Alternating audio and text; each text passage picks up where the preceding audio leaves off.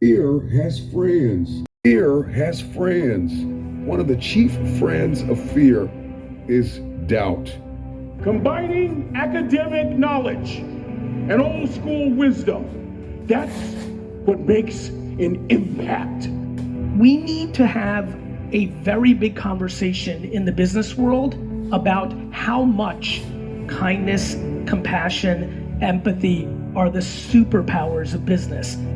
When your perspective, your perception diametrically opposes your reality, if you are going to give and grow and evolve and attain and become, everything rises and falls on your viewpoint.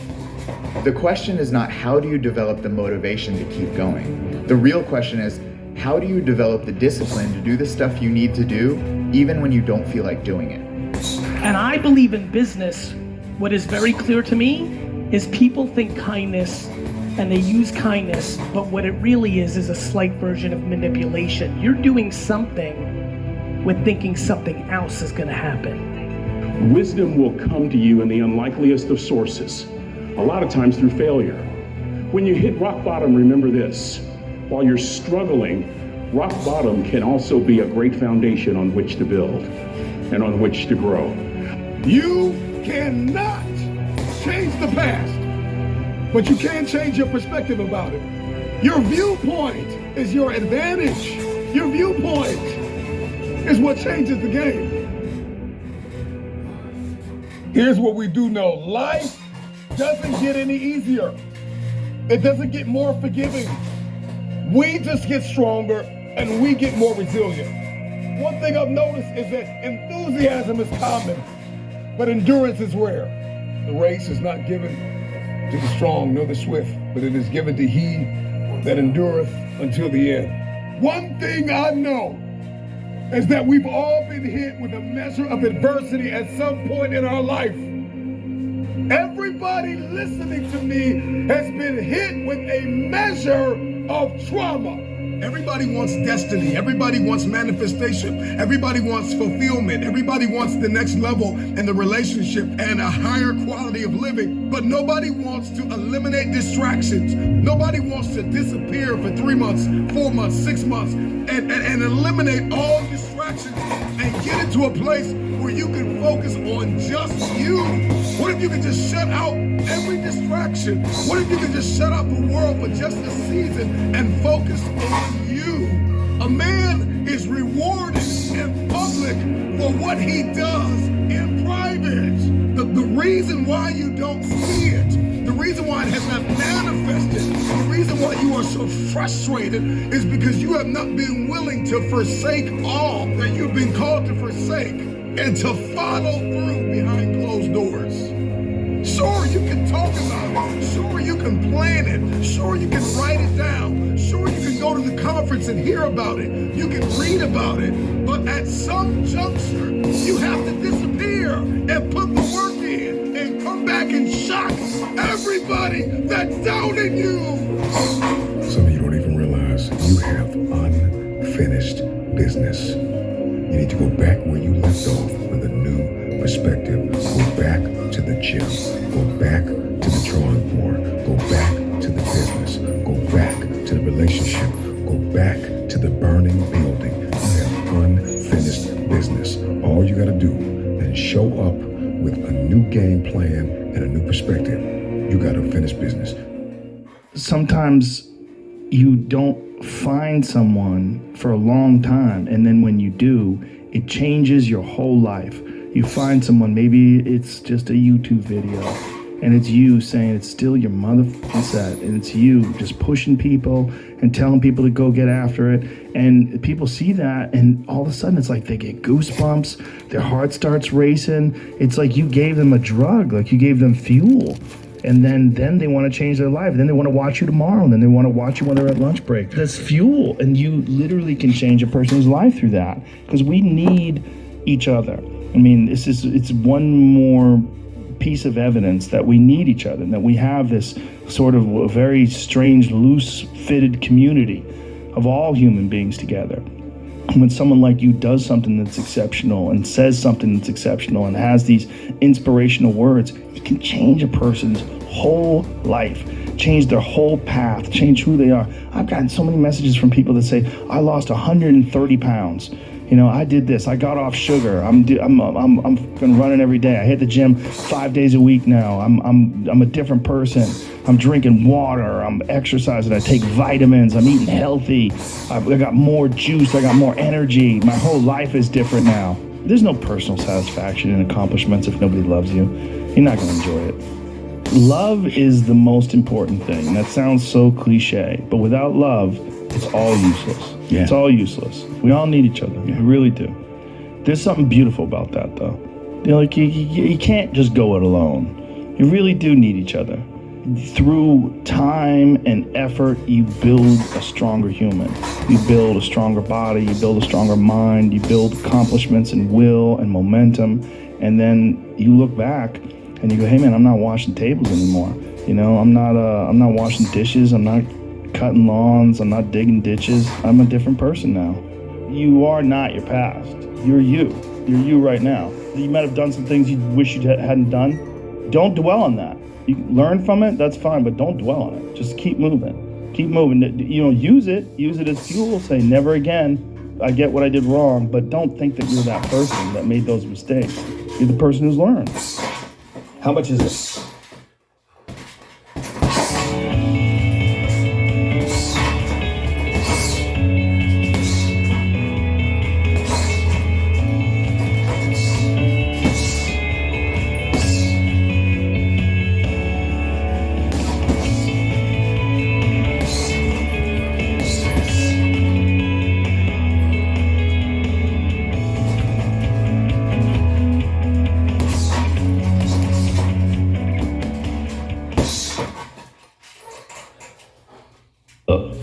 Did you know there was a government-funded education grant that could deposit up to $38,700?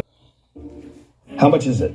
Like, I'm going to ask that question, whether it matters or not. It doesn't matter where I get in my life. I don't think I'm ever going to be free of how much was that? Because when I grew up, you had to know what things cost. Money is a terrifying thing because it's the one thing in life that everybody gets money. It's the one place where everybody gets it, and now what do I do? And I can lose it. So it's a terrifying concept, like power. You know, very few of us ever get any kind of influence or power, right? Once you get it, you're like, hey, what do I do with this? Am I going to do the right things? And so I think people withhold themselves because we're not educated about money. We don't know where it comes from. We have a lot of misinformation about it. Our parents terrified us. You know, money doesn't grow on trees.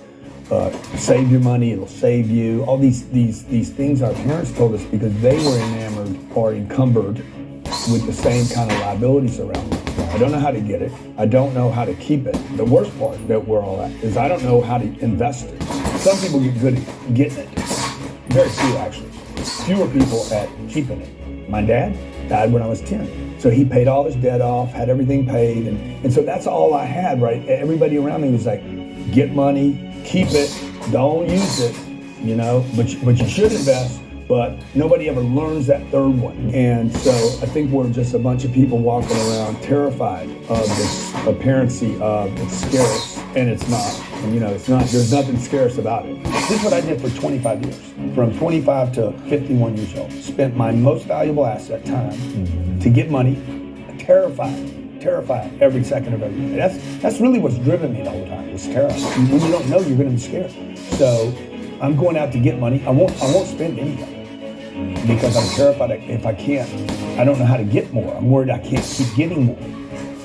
So then I get the money and then I rush off and spend my most valuable asset, time, again, and bring it to the bank. Still today, man, it's tough for me to buy blue jeans if they're not on sale. And I'm like, this is stupid. And they're like, well, I'm just going to wait. Right. You know? So, you know what I'm saying? But it's really stupid that I even worry about it. Right. And I'm not saying on the come up, I think you should worry about it. Right. But there needs to be when you can turn that switch off. One-dimensional players aren't in the league. One-dimensional players ain't in the league. What made Michael Jordan is he could put up 30 and he could shut your butt down. He can play offense, he can play defense. He can play 40 minutes, 48 minutes. If you're not where you want to be financially, if you're not where you want to be emotionally, if you're not where you want to be physically, relationally, socially, 10 times out of 10, it is because you have settled in a place called convenience. And most of you in this room, your problem is you're one-dimensional and you trying to hang your hat on that. So what? I'm the #1 motivational speaker in the world. Am I the #1 father in the world? My kids don't care nothing about YouTube. My wife don't care nothing about YouTube. So what?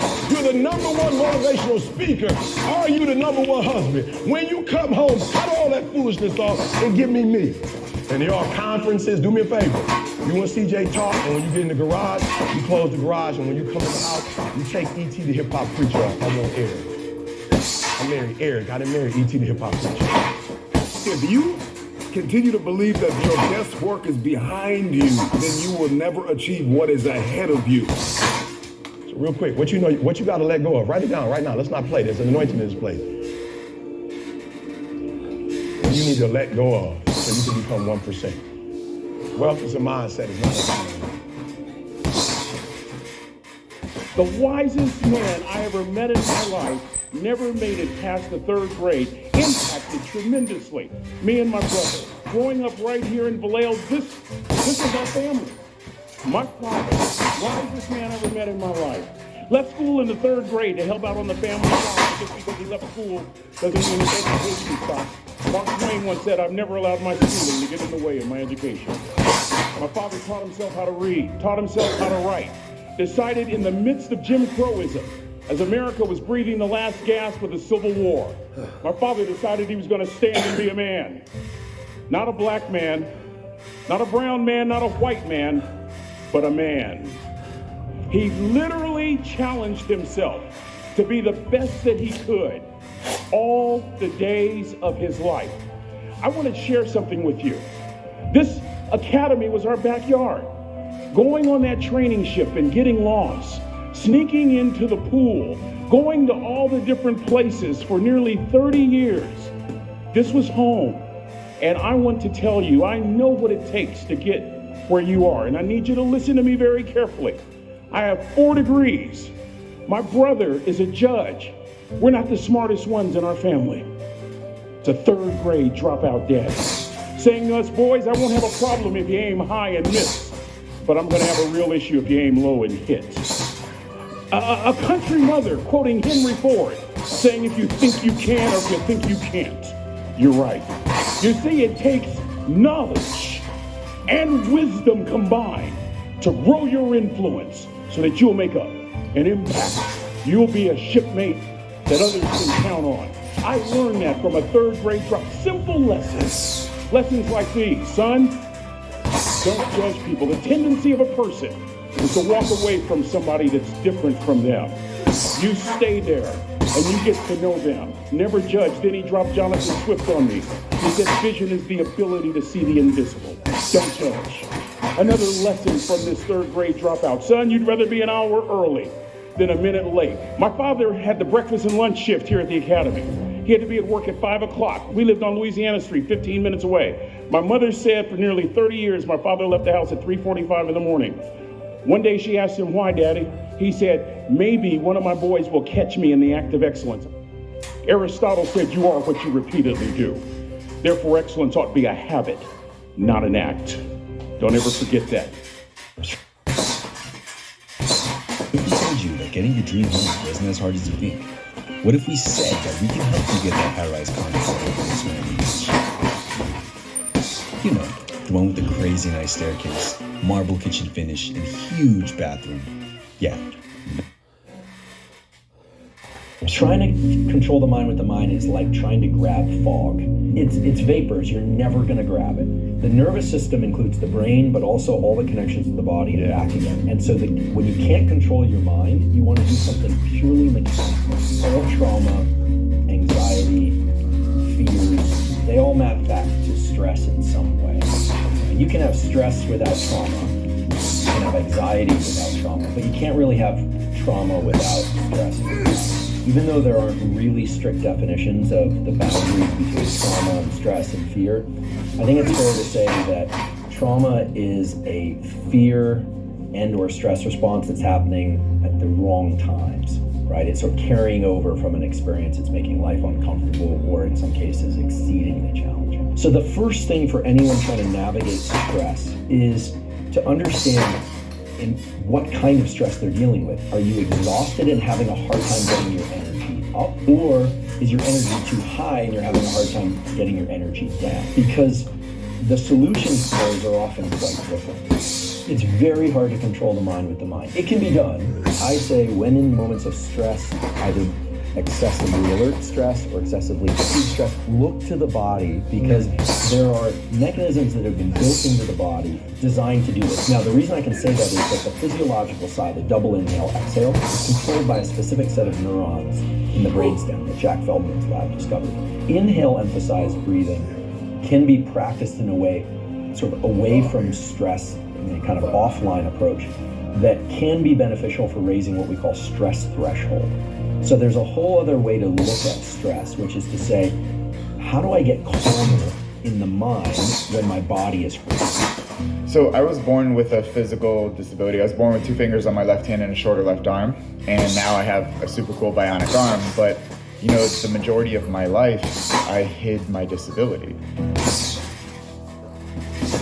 For 17 years, I hid my hand. You know, I was bullied. I was like so depressed, and like mental health just wasn't a thing for me because I was just a one-handed guy living in a two-handed world. When everyone stares at you, when everyone makes fun of you, when you're kind of segregated and shown to be the monster, you know, it takes a toll. And unfortunately, there are so many labels that get put on people, especially people with disabilities. You know, when you think about synonyms for disability, you think of weak or broken or useless or helpless or less than. And I don't know if you can imagine being a kid living a life they didn't ask for, being labeled weak or broken. You know, so that really hurt me. And for 17 years, I hid my disability up until a few years ago. I had to build this persona of fake confidence, and I kind of became that person that everyone's like, oh yeah, that's just the guy who hides his hand. But I had this fake sense of confidence about my disability and pretended like it didn't exist. And I did that for almost, 20 years. The biggest advice I could give myself is you have a right to what you're feeling, but just because you feel it doesn't mean it's real. Feelings are not facts. And I would try to get myself to question those negative thoughts and really try and understand that just because you feel a certain way, just because you feel people are staring at you, just because you feel less than, doesn't mean you have to invest in that thought. If we all invested in every thought we had, we'd probably be crazy, We get some negative random thoughts that come across our mind sometimes. And my job is to not let my mind take over. And that's when I win and when I lose and everything in between. So in talking to that 20-year-old version of myself, you're valid for what you feel, but at the same time, it's not a necessity to act out those feelings. You have a choice between what you think and what you do. And that choice is everything. I think that enduring something and building up that ability to endure things, that's also a very important mechanism that you could apply to everyday life. Like that, the mechanism of understanding how to endure. There's a lot of people just running from discomfort. They're running from it. They're just avoiding it. It's so easy to. And like if you get distracted for a second, you're like, let me check my phone. You just start going through your phone and looking at bullshit, and you're just distracting yourself from the tiniest frustration of boredom. It's we don't get bored anymore. Or if we get bored for these tiny amounts of time, then you get distracted. So your distraction is eliminating your boredom. But the problem with that is like there's certain thoughts that only come to you when you're thinking, when you don't have any input coming in. When we're constantly looking at our phones, the only input you're getting is input from other people. And sometimes that's good. Sometimes you get good stuff out of that. But it's like a diet of only fruit. Hey motherfucker, you need some protein. Yeah. Like you need to get some other things in your diet. And I think having discomfort in your diet like having it as a regular part of your life, it minimizes the amount of other kinds of bullshit. And I think that insanity and greatness are next door neighbors, and they borrow each other's sugar. There's something about mastery, like true mastery, that requires you to shut off massive areas of your life, personal areas, relationships, education. My education was a joke. I mean, until I was 21 years old, until I started doing stand-up comedy, I didn't read books. I mean, I might have read a Stephen King book here and there to kill time while I was on the train on my way to training, but there was no desire to educate myself. If I was educating myself, it was maybe reading the Book of Five Rings to learn better strategy, to be a better fighter. That was all it was. Was there ever a point where you said, I'm a little out of balance, I need to go the other way? Well, I realized I was a flawed person for sure. You know, and I think in realizing that you're a flawed person... What helped you realize that? Just fucking up, just being an idiot, you know, realizing, you know, girls would get mad at me, or maybe guys would get mad at me, whatever it was. I realized that I had flaws, you know. I knew that I was... And then also failing at comedy. One of the hardest things to do is to go from being really great at something to sucking at something. And that's something that you suck at is now your path. You know, and that's what I found myself in comedy. You know, I could get laughs every now and then, but I knew I wasn't anything special. I knew I was terrible. And there was something exciting about being terrible because I had potential, because there was potential for growth. You know, if you start doing it and you're great at it, like naturally, like maybe I wouldn't have had the motivation to do it as a living for 25 years like I've done. I don't know. But at that time, you know, making that transition from martial arts competition to being a comedian, that's when I started going down the road of balance and started trying to balance myself as a person. And I started trying to almost educate myself to have more things to talk about on stage. And then along the way, my curiosity started to blossom. And then I started to just be interested in things for being interested in them. And as I got better as a comedian, I became less worried about what other people thought about me and more worried about just improving and keeping this sort of momentum going. And as I relaxed more, you know, in having some success in life and sort of not worrying about bills as much, not worrying about my future, then I started to explore altered states of consciousness, and then I really started opening up the door to the whole yin and the yang. Life is filled with so many different kinds of experiences that are available, and that's one of the things that you sort of open up to when you relax. When you relax and, you know, you don't worry about what you look like, you don't worry about what you sound like, you don't worry about how people feel about you, because you've thought about all these different things on your own, and you've kind of corrected as many things as you can correct given that time period. But you feel comfortable that you're on a good path. Mm-hmm. You know, then you sort of can entertain ideas that maybe you wouldn't if you were insecure or more insecure. You know, I think you have to be insecure if you're finite. We're worried about death. We're worried about disease. We're worried about loved ones. We're always going to be, in a certain sense, insecure. You know, we're worried about being sexually attractive. We're worried about being socially interesting. Sure. You know, there's always going to be some form of insecurity, but that's also part of the balance of life too. It's like you don't ever get to bliss. You know, what you get to do is chase bliss. You get to enjoy the moment. The moment is amazing, and it'll go away, and you'll be fucking tired, and you got to get up, you know, and you got to drive in traffic, and you're not going to like it, and you got to, you know, do some shit you don't want to do. There's a lot of times where I work out where I don't want to, you know, and I make myself do it. If I was living in bliss, I'd just be a fat fuck sitting on the couch, you know, thinking that I don't want to do that. My life is about enjoyment. No, there's enjoyment in doing things you don't enjoy. The ROI, I like to say, of a basketball is billions of dollars for LeBron James. It's zero for me.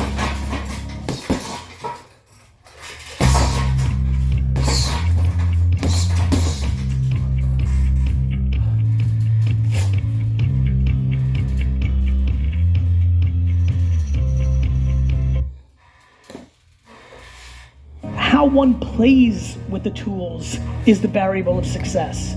I do believe that the far majority of what is the opportunity in this room or the limitation sits in two very simple categories. One's uncomfortably black and white, and one is remarkably gray. The black and white is what I just started with. Until you start making dozens of videos, pictures, and written articles a week, you will continue to leave an extraordinary amount of money on the table, and somebody sitting next to you is going to do it and take your market share. And I don't care if you've been the queen of that city for 30 years and work on your reputation, slowly but surely you will lose, because that's what always happens in business. I love OG life, and it is absolutely building on reputation. But I love when an agent says to me, "Dear, you don't get it. I dominate this town for the last 30 years. I'm like, "Dear, you don't get it. You don't get it. Much bigger companies than you have gone out of business with fucking audacity." And it is audacity in 2022. It is only, and this is very clear, if you're sitting in the crowd and you're not doing this work, it's only two things, and they're both interesting. One is audacity. You're audacious that what you did in 1993 or 2001 or 2007 is enough for you to dominate 2022. Or you've lost your ambition, which is okay. I don't think of that as a bad thing. I don't think it's a bad thing that you're not as hungry. Maybe you've scratched your itch. Maybe you do want to do other parts in your life. But look, don't lie to yourself. And understand yourself on where you are in your journey. 2022 is going to be a remarkable opportunity for this room. The question is very simple though. Who's going to actually put in the 30 hours of work starting today to actually know how to do pictures and videos and written work on these platforms, and who's not? And it becomes a very simple game. It's a black and white prescriptive game. You're either good at it or you're not. No different than basketball.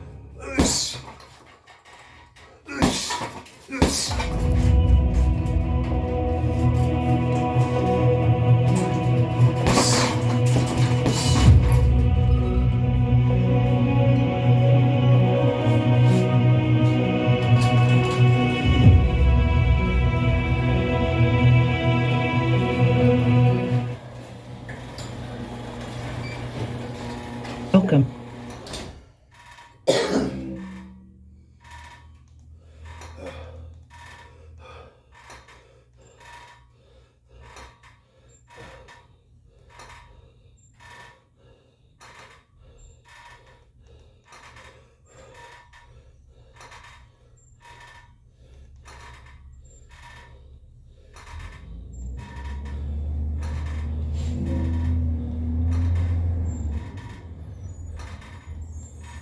What?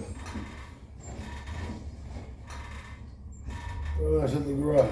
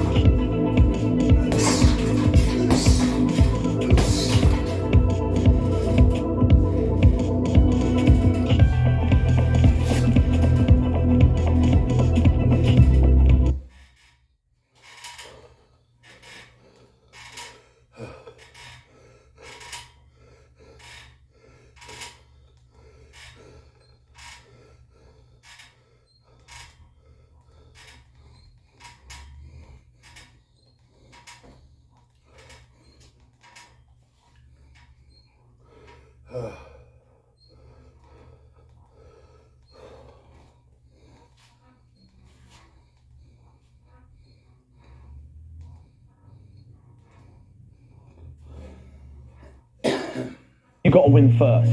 The battle inside your mind.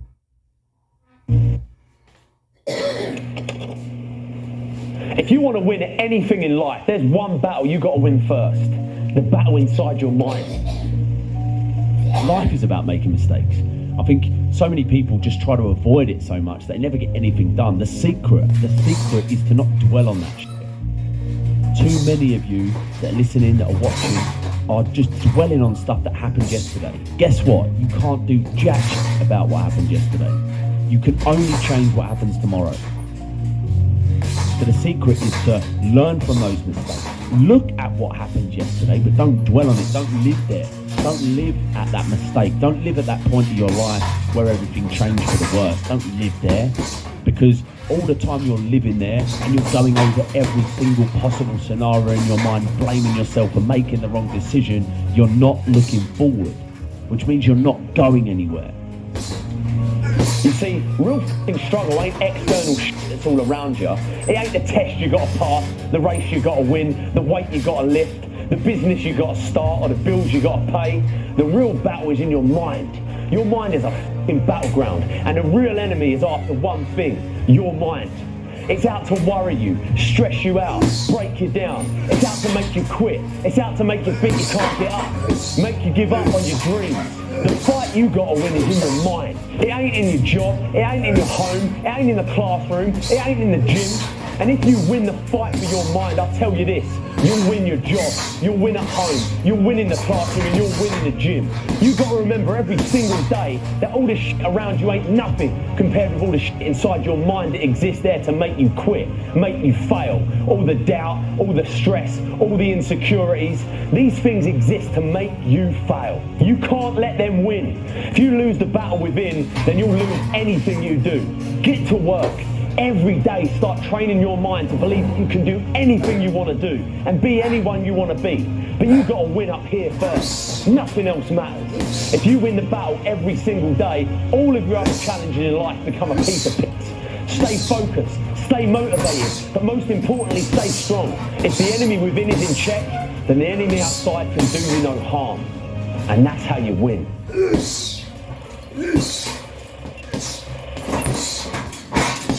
I remember hearing this old story. A gentleman was walking through an elephant camp, and he spotted that the elephants weren't being kept in cages or anything like that, or being held by chains. All that was holding them back from escaping the camp was this small little piece of rope that was attached to their ankle. As the man gazed upon the elephants, he was completely confused as to why the elephants didn't just use all of their strength to break the rope and escape the camp. They could easily have done so, but instead they didn't try at all. The man was curious and wanted to know more, so he asked one of the trainers nearby why he thought the elephants were just standing there and never even tried to escape. And the trainer replied, when they're very young and much smaller, we use the same size rope to tie them. And at that age, it's enough to actually hold them and stop breaking out. As they grow up, they're conditioned to believe that they can't break away. They believe that the rope can still hold them, so they never even try to break free. The only reason that the elephants weren't breaking free and escaping from the camp was that over time they've adopted this belief that it wasn't possible. The moral of that story is that no matter how much the world tries to hold you back, always continue to believe that what you want to achieve is possible. You know, believing you can do something successful is the most important step in actually achieving it. You can do and be anything that you want, no matter what. No matter what you've been told and conditioned to think growing up. Start from today to believe that you can. You can have that thing that you want, all right? It's yours. It's staring you in the face. It's right in front of you. But you've got to take it. All the while that you're standing around waiting, doubting yourself, telling yourself you can't have this and you can't have that for whatever reason, you're never going to get it. Just like that elephant, you might have this little rope around your leg and you've been conditioned to think that it's holding you back, but you're big enough and strong enough to take on the world. You've just got to believe it's possible. So believe. Get that through your head. You're not going anywhere, especially forward, if you're constantly looking back. You can't do it. You've got to look there. You've got to learn from it. All right, what did I do? Okay, great, that's what I did. So guess what? Don't do it again. That's it, end of story, move on. That's all you can take from that situation. Sitting around dwelling and just constantly going over it in your head is going to do nothing but drive you fucking mad. Move on. It's done. Learn from it, change, move forward. The light is there. It's at the end of the tunnel, and no matter how fucking dark it's been up until this point, no matter how dark your life has been up until now, the light is there. Even if you can't see it, you've got to keep moving forward. Learn from what you've just done, move forward. Learn from what you've just done, move forward. Repeat, repeat, repeat, all the way forward until one day you're going to get to the end of that tunnel and you're going to see the light. The difference between successful people and unsuccessful people. I think as a society, we are made to believe the word success represents money. If you go up to someone and say, oh yeah, he's a successful guy, what that means to most people is that he's rich. I don't think that success means any of that shit. I believe success is how happy you are. I know a bunch of guys that make a shitload more money than I do, but I believe I'm more successful than them because I'm much happier in my life than them. I'm a happy guy, but because I know that, what I do is I go about my day-to-day basis looking and trying to find stuff that makes me happy. If you earn 30 grand a year and you're, you know, doing whatever job and you're getting by and you're happy, you're just like, and you're not complaining, that's the secret, right? You're not a complainer. That is what unsuccessful people do. Unsuccessful people will stay in a situation that isn't making them happy and they'll sit around and bitch and moan about it. When I got to a stage in a job, no matter what I was doing, when I was labouring as my first job for a bricklayer, when I was in labouring as a roofing, in the factory, when I was a broker in the city, whatever job it was, I always enjoyed it. When I got to the stage when I found myself unhappy and moaning about it, moaning about the situation I was in, moaning about the money I was on, moaning about the amount of work I had to do, whatever it was, when I found myself moaning, that alarm bell went off in my head and said, right, it's time to change. It's time to make the decision to leave. And I think so many people in this world are stuck in a job that they hate and they're bitching and they're moaning about it.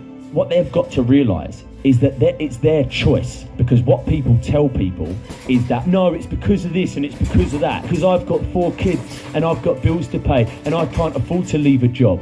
Bullshit. Absolute bollocks. You always have the power to change. You have to make the decision to change. You've got to decide to change and have the balls to go and follow it through. I had the balls to at least try. You know why? Because I knew that doing that was better than being in a situation where every single day I'm moaning about life.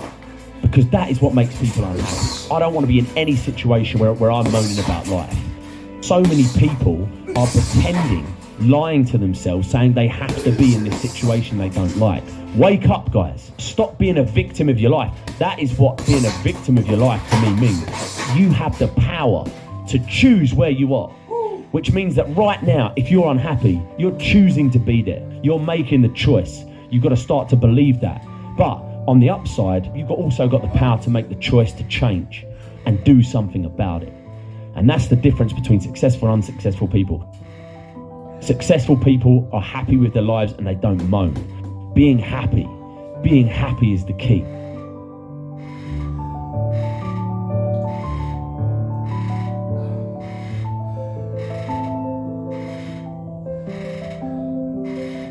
Being happy is the key. Staying positive is the key. Life.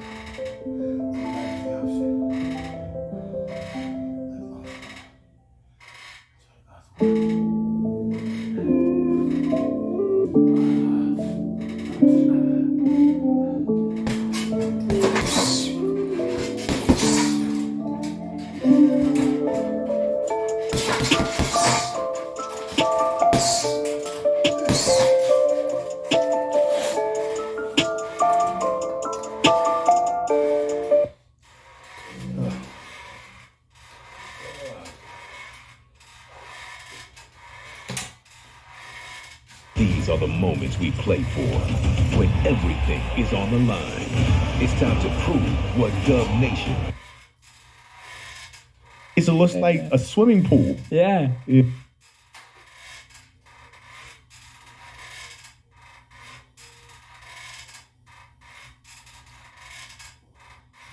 know, yeah, that's magic.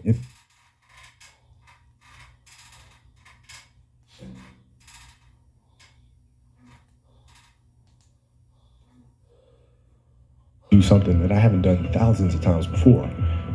When I'm prepared, wake up at 3, you train at 4. So 4 to 6, come home, breakfast, relax, blah, blah, blah. Now you're back at it again, 9 to 11, relax, and now back at it again, 2 to 4, and now you're back at it again, 7 to 9. Look how much more training I have done by simply starting at 4. Kobe Bryant, a warrior, the best in the game. And that was the most important thing for me, is to leave no stone unturned, get better every single day. And if I lived that way, then over time, I'd have something that was beautiful. But that was my philosophy. It seems like a pretty simple one, but if you live your life to just get better every single day, you do that for 20 years, and what do you have? Overall, the ideas are very simple, and the Mamba mentality simply means trying to be the best version of yourself. That's what the mentality means. It means every day you're trying to become better. And it's a constant quest. It's an infinite quest. To me, the mentality is a really simple one, in the sense that the confidence comes from preparation. So when the game's on the line, I'm not asking myself to do something that I haven't done thousands of times before. When I'm prepared, I know what I'm capable of doing, I know what I'm comfortable doing, and I know what I'm not comfortable doing. Right? And so in those moments, if it looks like I'm ice cold or not nervous, it's because I've done it thousands of times before. So it's one more time. So starting at the age of 2, when I first started playing the game, on and on and on, I always ask questions. I always try to get better every single day and learn more. You'd be surprised, like some people, like my kids at 2 could do a lot of things. At 2, I could dribble a basketball, I could shoot a basketball on the Nerf hoop at the house, and I would go to practice with my father. I would observe my father. I'd sit and watch games with him. A lot of things I learned by being around the game. Right? So by the age of 6, I was already strategizing versus other 6-year-olds. At the age of 6, I figured out 6-year-olds couldn't dribble with their left hand. So like I was playing these 6-year-old kids, I would make them dribble with their left because I knew they couldn't. And so they dribble off their foot, pick it up, lay it up. Do it again, dribble off foot, pick it up, lay it up. So at 6 years old, I had 63 points. I just constantly looked for things to learn from, and I'm very observant. The passion came from the love for the game. I loved everything about it, like the smell of the ball, the smell of like brand new sneakers, and like the sound the ball makes when it hits the ground, the ball going through the net, like all those things I love. And so the passion comes from that, because once you have that love, you just want to be a part of this thing all the time. I was born to play basketball, you know what I mean? And I played a lot of different sports, but nothing brought me the sense of peace and escape as a game of basketball. When I need that escape, it's there for me, right? When I need a friend, it's there for me. When I need to vent, and don't dunk and it's there, So the game is absolutely everything for me.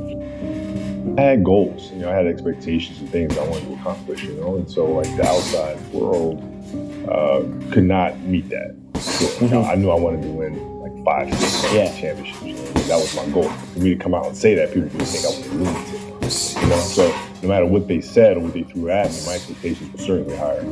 But you can't control that passion. Sometimes you kind of have a fire. You need to keep those flames burning. Yeah. Ain't nothing you can do about it. Like you don't really have much of a choice. Like you wake up in the morning and you go. Even if you try to dial it back, it'll just build up, and then it'll just like come out 10 times worse than it was before. Can't really control it. There's a quote from one of my English teachers at Lower Merion named Mr. Fisk. He had a great quote that said, "Rest at the end, not in the middle." And that's something I always live by. I'm not going to rest. I'm going to keep on pushing now. There are a lot of answers that I don't have, even questions that I don't have. But I'm just going to keep going. I'm just going to keep going, and I'll figure these things out as you go, right? And you just continue to build that way. So I try to live by that all the time. What was really your work ethic like, and for how long did you stay disciplined? Well, I mean, every day. Since 20 years. It was an everyday process, and trying to figure out strengths and weaknesses. For example, jumping ability. My vertical was a 40. It wasn't a 46 or a 45. My hands are big, but they're not massive, right? So you got to figure out ways to strengthen them so your hands are strong enough to be able to palm a ball and do the things that you need to do. Quickness, I was quick, but not insanely quick. I was fast, but not ridiculously fast, right? So I had to rely on skill a lot more. I had to rely on angles a lot more. I had to study the game a lot more. And but I enjoyed it though. So like from the time I can remember when I started watching the game, I studied the game, and it just never changed. What does losing feel like to you? It's exciting. Why is it exciting? Because it means you have different ways to get better. There's certain things that you can figure out that you can take advantage of, right? Certain weaknesses that were exposed that you need to shore up. Right, so it was exciting. I mean, it sucks to lose, but the hardest thing is to face that stuff. That's a really, really tough challenge. As athletes, psychology is before you start a game, how can you lock in and get into that mental space where nothing else matters? You're completely locked in and focused on what you're trying to accomplish as an athlete out there. The noise of the crowd doesn't matter, whether you're cheering or booing doesn't matter. You're just completely locked in. How do you do that? If we're talking about, a basketball decision where, read a certain coverage or something like that, I mean, a lot of that comes from the pre-work and understanding what their defensive package is and how to put teammates in certain situations. For example, if you look at players nowadays that are charged with taking game-winning shots, making game-winning decisions, and you look at the play and then you look at it and say, okay, well, that shooter was there, the double team came, and, the player couldn't do anything but pass the ball, right? Well, that's because they didn't do the pre-work. So when you do the pre-work, you understand, okay, this team in this situation likes to run a double team from this particular angle. All right, so I'm gonna clear that side out, force the double team to come from a different angle, move myself to a space on the floor where it's gonna take a long time for the double team to come, and now I can circumvent the double team and get to a place on the floor where I can knock down a shot or get to the basket. So it's all that pre-work. Well, I mean, here's why practice is important to me. Not from just the standpoint that I enjoy playing. Like, I enjoy being there. I enjoy getting better. But as a leader of a team, it's also your responsibility to elevate the rest of the guys. And what people tend to get stuck on a lot is saying, okay, the way to make players better is to pass them the ball when they're open. It's a very trivial what you have to do is you have to get them emotionally to want to be better. You have to get them to an emotional space where they wake up every morning driven to be the best version of themselves, right? And how do you do that? And practice for me was a chance to challenge them, right? And this is where you have to know your teammates, because if it's late, you just had a back-to-back and you have practice the next day, you show up, guys don't feel like going through the motions of practicing. It's important to know each and every one of them individually, personally, because then you know what nerve to touch. Some guys, it's like, okay, come on, we can do this. That'll get them going. Other guys, no. You got to figure out what button to push. Powell was always Spain. If I tell them how they lost in a gold medal to us and how they're going to lose again, how I'm going to beat you in practice just like I beat you in a gold medal game, he'd hate that. But that's what practice was. You have to drive it. You absolutely have to. And if practice is more intense and harder than a Game 7 will be, then a Game 7 will be easy. But if it's not, then that's when teams start folding and capitulating. I think the best way to prove your value is to work.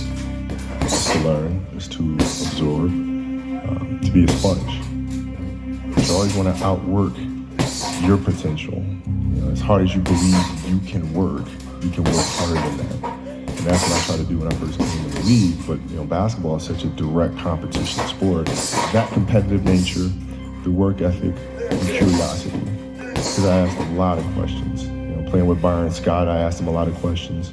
Eddie Jones, who was great at chasing guards off the screens, and I didn't understand how to do that. I would sit with him before practice, after practice.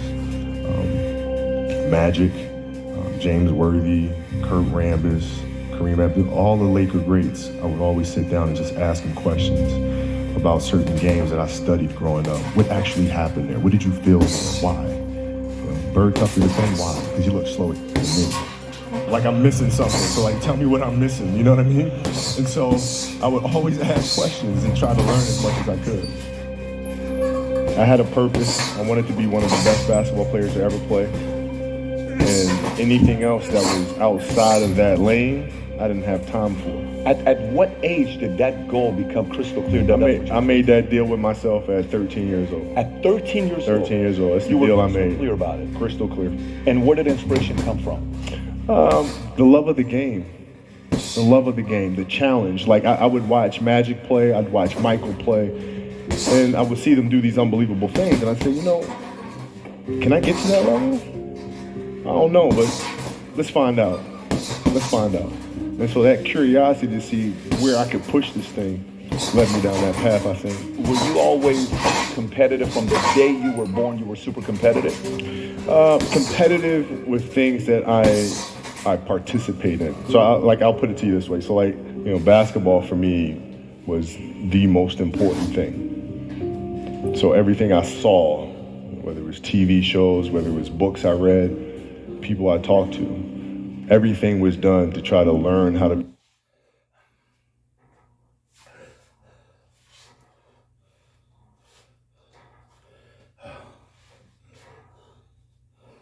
You know you can get a free testosterone test right now at fountaintrt.com. There are dozens of companies charging anywhere from $49 to $99 for a testosterone.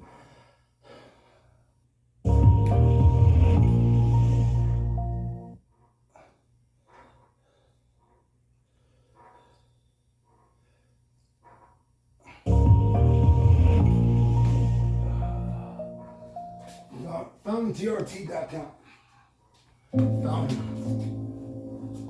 Have a vision. Think big.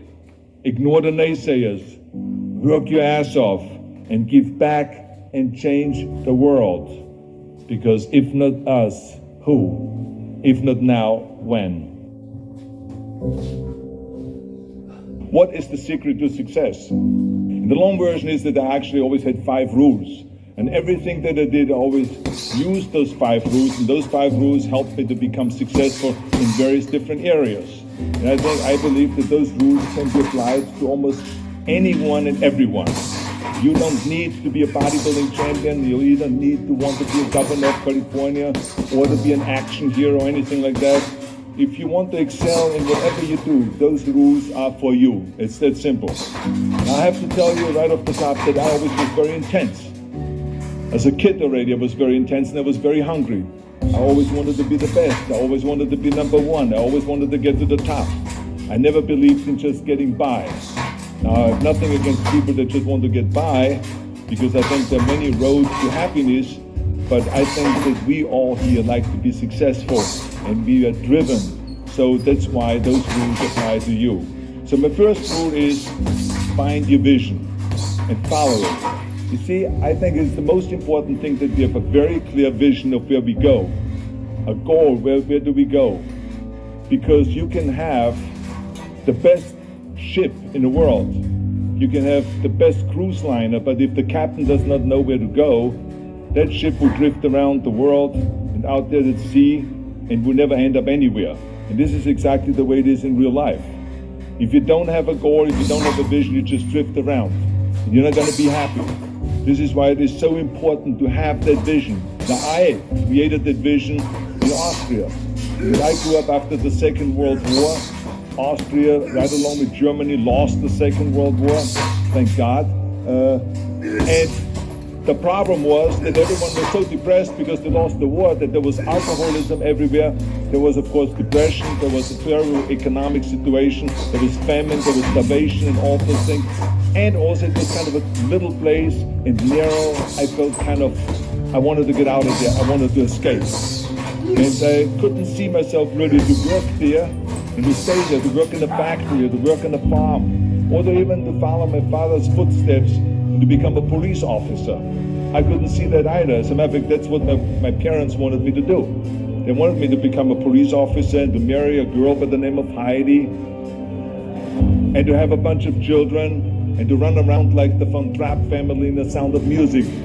But that's not what I saw. This was the vision of my parents, but not mine. And luckily, one day in school, I watched a documentary about America. And I found myself, I knew exactly that is where I wanted to end up. I wanted to be in America. Everything that I saw in the documentary, I just loved. Everything was so big. I remember the tall skyscrapers, the monstrous bridges, the giant freeways filled with beautiful cars, the huge jetliners, movie stars, Muscle Beach, and all of those things. I could not wait to get there. The question was just, how do I get there? How do I get to America? I mean, this was not a common thing to do way back in the 50s. No one had the money to travel or anything. But one day I was fortunate enough to see a magazine. And that magazine showed me the path to America. And it was a bodybuilding magazine. And on the cover was this very muscular guy. He was standing there like Hercules with a Hercules outfit. His name was Reg Park. This Reg Park was on that cover, and I remember the cover said, Mr. Universe becomes Hercules star. I read the article as fast as I could, learning about how he grew up in Leeds in England, poor, and how he trained 5 hours a day, every single day, and trained and trained and trained and lifted weights, and then he finally became Mr. Great Britain. And then he became Mr. Universe. And then he won a second Mr. Universe title and a third Mr. Universe title, and then all of a sudden he landed in Rome in Cinecittà doing Hercules movies. And there he made millions of dollars, and this money he took. He bought himself a gymnasium chain in South Africa, and he became a successful gymnasium owner. And as I read, I became more and more certain about my own future. As I read this story, I was so excited, so interested. I knew exactly that I wanted to become another Reg Park. I know he laid out the blueprint for my life, basically. I could see myself, I could visualize myself clearly. Your invitation to the club. Taking a trip is just the beginning of what you can do. Preferred pricing for members only. Exclusive experiences, handpicked by experts, and customized concierge to make every trip the trip of a lifetime. It's the ultimate travel club. To be a champion on that same stage where he won the Mr. Universe, and then to move to America, then get into movies, and then become rich and famous. I had that vision very clearly laid out. I was so happy that I knew exactly where I was going. From that moment on, everything that I did, no matter how hard I had to work or how much I had to struggle, it didn't matter. It was a wonderful joyride because I knew what the purpose was and I found my passion. The simple truth is, if you don't have a vision, if you don't have a goal, if you don't see your future laid out in front of you, you're just floating around without a purpose. And I think that the numbers speak for themselves. This is why so many people around the world are unhappy with their jobs. I mean, in America, 74% of the people hate their job and would like to change jobs. So think about that. That means that only a quarter of the Americans love their life's work. I mean, that is a very depressing statistic. I always smiled when I worked, no matter how hard I worked. I always had a great time, no matter what I did. It didn't matter if it was in bodybuilding, or if it was in the movies, or if it was as governor. I remember in the pumping iron days, people ask me in the gym all the time, why are you smiling all the time? Why are you so happy? You have to lift 50 tons of weights. You have to train 5 hours a day. I mean, I look at the other bodybuilders' faces and lifters' faces, and they look kind of depressing. They look sour. They're miserable that they have to lift weights. You don't look miserable, you look happy. And I tell them always, I say, I smile because I know exactly that every rep that I do, that every set that I do, every weight that I lift, I get one step closer to turning that vision of mine into reality and becoming that Mr. Universe. I could not wait to lift another 500 pounds in the squats. I could not wait to do another 1,000 sit-ups. I could not wait to do bench press, more bench press, more curls until I couldn't move my arms anymore. Because I knew that every rep got me closer to standing on that stage as a champion. As a matter of fact, when I lifted weights, I didn't really feel like I was lifting weights. I felt like I was lifting a trophy over my head each time I lifted. And to have all those bodybuilders around me and thousands of people screaming. And I tell you that this vision didn't just help me in bodybuilding, it helped me with everything, like I said. I remember in the movie business, there were many times stunts that I had to do where I got hurt, where I was in pain, in agony, and I had to do it over and over again. I remember one incident specifically in Conan the Barbarian. There I was, crawling on all four, on rocks, over rocks and gravel, holding my sword right in front of me. And as I was crawling, the camera followed me, and it was around 30 feet that crawl on those rocks and this gravel. And eventually, after 10 takes, my elbows, my knees started bleeding and hurting. And the director came to me sheepishly and said to me, he says, "Do you mind if we do another take? I need a close-up of you." And I said to him, "No, I don't mind at all." I said, "Go and do as many takes as you want." He says, no, I don't want to do that because I know you're in pain, you're bleeding. I said, no, I don't feel any pain. I said, the only thing I see is the finished scene. I see the finished scene of me crawling on all four with my sword in the front, crawling up and sneaking up behind Thulsa Doom, the main villain of the Conan movie that killed my parents, and rising up behind him and cutting his head off. That's what I see. Remember, crush your enemies, see them driven before you, and hear the lamentation of their women. So this is why, because I visualized that scene, this is why I did not feel that pain. I did not care if I was bleeding on my knees, because I know that pain is temporary, but the film is permanent. And I explained that to the director, so this is why I try to tell you, always discover your vision, and the rest will follow. Now my second rule is never ever think small. If you're going to accomplish anything, you have to think big. You have to go and shoot for the stars. The biggest challenge most people have is because they think small. And the reason why people think small and why they choose small little goals is because they're afraid to fail. They know that if you shoot for a big goal, then the chances of failing are very high. And they're afraid of failing. It's one of the most common things why people are frozen and why they can't make a move in life, because they're scared of failing. I say to myself, hey, I'm not worried about failing because that's part of life.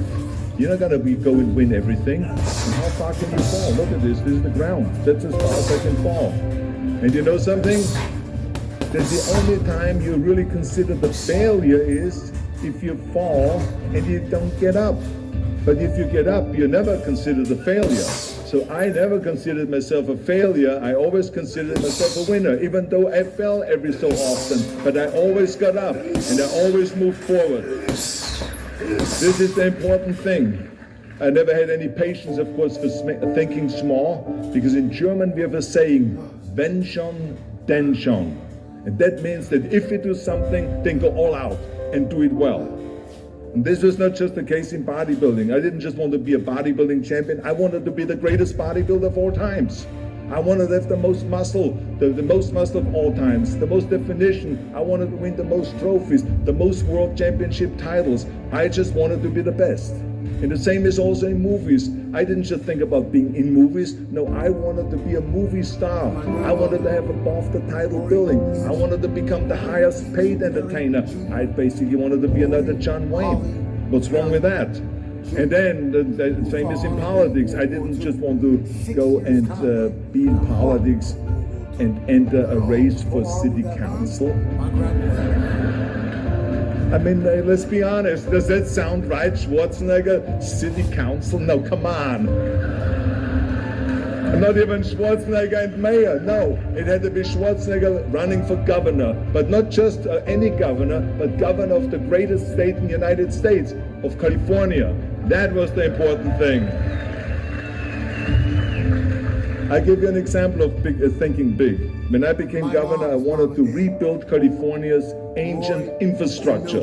You see, America has been living off infrastructure that was built in the 50s and 60s, and it drives me absolutely insane that America hasn't started rebuilding that infrastructure. I mean, we haven't invested in new roads or in new transit, on schools or in energy or anything like that for decades. The number of cars that we have now in America are 4 times as many as we had in the 60s. Therefore, we should be having 4 times as many freeways, 4 times as many tunnels, 4 times as many bridges and all this. But we don't. So this is why I wanted to get our act together and do the upgrading, at least in California. So when I talk about infrastructure, I didn't really want to just fix roads and close some holes in the roads. I wanted to build massive freeways on top of freeways. I wanted to build the first high-speed rail in the United States. I wanted to build more bridges and more tunnels, more on-ramps and off-ramps. I wanted to see literally cranes everywhere. Well, there was no excuse for Californians to get stuck in traffic, and there was no excuse really to send your kids in overcrowded classrooms and schools, and there was also no excuse that Los Angeles has a 100-year-old sewage system. That's shitty, I think. I am very patriotic, not only for this country, but for my grandfather. The first cutting of the season is critical. Removing debris and the top layer of grass promotes healthy lawn growth. Lowering the cutting height of the mowing deck in spring removes debris and the top layer of dead grass, while the Walker GHS system vacuums unwanted materials and winter grass kill away from the lawn. The GHS system can also be used to collect dead material blown or raked on the lawn when winter debris is cleaned from landscape beds. Contact your local Walker dealer today to test drive a mower. D is in David again. Olita. Wanting Tank Davis is one of boxing's biggest stars and a stone-cold knockout artist, but top contender Roberto Rolly Romero was his shot. Davis versus Romero for the 135-pound world title Saturday, live on pay-per-view. Mildred Olita Perry. At first, of course, some of the legislators looked at me like I was absolutely insane when I told them this vision. They were willing to spend maybe $5 billion, which of course is petty cash in compared to what my vision was. But some politicians, of course, had a hard time to see the big picture because they didn't really ever travel outside California. So they haven't really seen big infrastructure. They haven't really seen big infrastructure all over the United States, or maybe in Asia, in China, or in Korea, or in Brazil, or in European countries, or here in Australia, maybe. So they haven't seen that. And then, of course, there are other politicians that simply don't have a vision of the future past the next election, which is a common problem politicians have all over the world. So it was my job as governor to motivate them and to take them and to see the traffic jams in Los Angeles and to see the overcrowded classrooms and to see all the problems that we have. And I kept pushing and pushing, and I pumped them up enough that eventually they saw the big picture. And eventually Democrats and Republicans came together and we invested $60 billion to rebuild California's infrastructure, the biggest investment of our state in 50 years. So that's what we did because we had a big vision and everyone bought in on this big vision. So remember, never think small, think big. A third rule is ignore the naysayers. I think it is natural that when you have a big vision and big dreams and you have big goals that people are gonna say around you, I don't think it can be done. I think it's impossible or no. I tell you, I heard this all the time, but I want to tell you, don't ever let them stop you from dreaming and from shooting for the big goals. Because eliminate just simply those words, no, impossible, and it can't be done.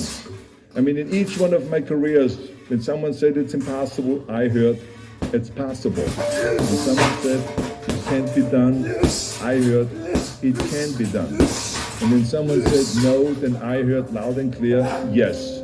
So this is what I believe in. I am a big believer of what Nelson Mandela said. He said it always seems to be impossible and still someone does it. And that's exactly what it is. And I wanted to be that one that does it. I wanted to break the new records, and I wanted to do something that no one else has ever done. So I think that's what you need to do. Don't ever be worried about that someone hasn't done it. Just think about how many times my career would have stopped. My career would have ended if I would have listened to the naysayers. I mean, it started right away when I was 15 years old and I became a bodybuilder. Right after that, when I said, I want to be a world champion in bodybuilding, I want to be Mr. Universe. They immediately said, are you crazy? You're in Austria. In Austria, you can become a ski champion or a bicycle champion or something like that, but bodybuilding is an American sport. Forget about it, it's nuts. Then when I wanted to move to America, they said again, it's impossible. You will never be able to do that. You have no money, you're all by yourself. And then when I wanted to go into show business, after I won 13 world championship titles in bodybuilding, I said, I want to be like Reg Park. I want to be a Hercules. I want to get into movies. Well, I tell you, when I met those agents and managers and studio executives, their reaction was, oh, Arnold, that is so funny. You want to be what, a leading man? Oh, come on. I mean, look, first of all, let's start with your body. Look at your body. I mean, you're overdeveloped. You're gigantic. You're like a monster. Are you kidding me? Do you know what the new trend is? It's little guys like Dustin Hoffman, Al Pacino, Woody Allen. Those are the new sex symbols. Don't you get it? And then your accent always gives me the chills just listening to your German bullshit. Come on now. I mean, oh God. I mean, it's like it's scary when you talk. It's unbelievable. I mean, have you ever? I mean, this year, have you ever seen an international movie star with a German accent? It doesn't happen. Forget about that. And then your name, what is it, Schnitzel or something like that? Yeah, I can see that name already up there on the billboard. Yes, and people are going to storm the theater and the movie houses because Schnitzel is starring in the movie. Oh yeah, I can see that already. So that's what they said. They said to me, it says, look, forget about it, you're a nice guy. I mean, you're bodybuilding champion, why don't you open a gymnasium or a health food store or something like that? You can help you with that, and then you get you on the side some little parts, like maybe playing a bouncer. I mean, with your body, perfect. Or maybe a wrestler. I have a good idea with your accent, a Nazi officer. Now that's really great for you. I call my buddies over at Hogan's Heroes. I mean, they would probably use someone like you. So that's what they said. Imagine that. Everywhere I turned, they said, no, it won't happen, it's not gonna happen, and forget about it. Luckily, I did not listen. I did not listen because I knew if I worked hard enough, and if I worked as hard as I did in bodybuilding, 5-6 hours a day, that I will make it, that I could prove them wrong. And I started working very hard. I started taking acting classes, English classes, speech classes, dialogue classes, even accent removal classes. I ran around all day saying lines like, a fine wine grows on a vine. Because you see, we Austrians and Germans have a difficult time with the V and with the W and with the F, we get it all mixed up. So it was a fine wine grows on a vine. Or the sink is made out of zinc. And all those kind of lines. I said, over and over, you know something? All of a sudden, I got a little break. In the early 70s, I remember, all of a sudden, I got a TV show. A little part, then another little part. And then all of a sudden, I got a phone call from Lucille Ball to be in her special Happy Anniversary and Goodbye, which was with Art Carney. I had this 6-minute scene as an Italian masseur. Now, most people don't know the difference between an Italian accent and the German accent, so I got away with my German accent. But I played this Italian masseur and I was so delighted. And then right after that, I got a guest starring role in Streets of San Francisco with Michael Douglas and Carl Malden, and then Pumping On and Stay Hungry. And then, of course, I landed the big role as Conan the Barbarian. So finally, I got the big break. And you know what was so interesting about it was that as soon as we were finished with the Conan movie, we were out there on a promotion tour, and the director said at the press conference, the director is John Milius, he said, if we wouldn't have had Schwarzenegger with those muscles, we would have had to build one. Now think about that. Before it was this huge obstacle to have this body, and all of a sudden the director says, if we wouldn't have had Schwarzenegger with his body, we would have had to build one. Now what a turnaround. And then when I did Terminator, James Cameron said, which was really great. He said the "I'll be back" line became one of the most famous movie lines in history because of Arnold's crazy accent, because he sounded like a machine when he talks. So as you see, everything that the naysayers said was a liability became an asset. And the same was also in my political career. When I ran for governor, they immediately said, I shouldn't do it, it is a big mistake, it won't happen, I will lose, and all of those kind of things. And the rest, of course, is history. The bottom line is, if I would have listened to the naysayers, my career would have ended when I was 15 years old. I would be still yodeling in Austria, in the Alps, and I would not be talking here today to you. And the reason why I'm here today and talking to you is because I did not listen to you can't, or it's impossible, or no. So I just recommend to you very strongly, ignore the naysayers.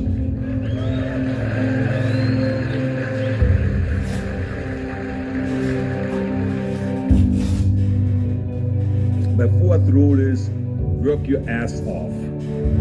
Nobody ever stumbled upon success by accident, except maybe the guy who found gold in California. But don't ever think that you can be that guy. I mean, you never want to fail because you didn't work hard enough. I always believed no stone unturned. Work your butt off. That's what I always believed. No matter what you do, work, work, work. I remember Muhammad Ali, one of my great heroes, had a great line in the 70s when he was asked, how many sit-ups do you do? He said, I don't know, because I start counting only when it starts burning. When it starts burning, that's when it starts counting. You see, that's what makes you a champion. It doesn't matter in what area you're in. No pain, no gain. The bottom line is, one of my rules, which is work your butt off. If you don't apply that rule, all the other rules won't mean anything. I mean, it drives me absolutely nuts when people say, I don't have time to work out. Haven't you heard that many times? I don't have time to work out, or I have worked so hard all day, I'm tired, I cannot work out anymore, or I cannot read another book, or I cannot improve myself, or I don't have time, or I work so hard that I cannot really improve my business, or I cannot grow as a person, or any of those things. What the hell are we talking about here? I mean, the day is 24 hours, you sleep 6 hours, so you have 18 hours left. I mean, I know there's some of you out there that say, well, wait a minute, I sleep actually 8 hours, but that's just sleep fast though, okay? You don't, I mean, let's not get bogged down with this stuff here. Listen, when I came to the United States, I remember that I trained 5 hours a day, every day, and I was managing a construction business, and I was a bricklayer, and I went to college also, and I took acting classes from 8 o'clock at night to 12 o'clock midnight. All of that in one day. Every day I did that. I did not worry about it. I knew that I had 24 hours and I didn't want to waste one single hour, because I believe of what Ted Turner said, who is one of the great entrepreneurs who started CNN and so on. He said, early to bed, early to rise, work like hell and advertise. So that's what I believe. Just remember, you can't climb that ladder of success with your hands in your pockets. You must work your ass off. It's that simple. And my fifth and last rule is, don't just take. Give something back. Leave your mark on the world. I believe that we all have an obligation to do something for our community, something for our state, something for our country. We must serve a cause that is greater than ourselves, because we all know that in the end we will be judged not by how much we made, but by how much we give. Ever since America greeted me with open arms, I've had this sense of responsibility, and I felt obligated to give something back to America. Because I know that everything that I have accomplished is because of America. If it's my bodybuilding career, if it is my show business career, my political career, the money that I've made, my great family that I have, all of this is because of America. But I have to recognize the fact that America did not become the land of opportunity in this great country by itself. No, in history, People worked tirelessly in America. People fought and people died to make it the land of freedom and opportunity and the land of liberty. So now it is our responsibility, if we want to keep it the #1 country in the world, to work for that and to give something back to that country. And it doesn't matter if you're in America, or if you're in Australia, or if you're in China, or if you're in Japan, or in Italy. It is the same thing. You all have to give something back to your country, no matter where you're from. Now, I love the words of my father-in-law, Sergeant Shriver, who started the Peace Corps, the Job Corps, legal aid to the poor during the Kennedy and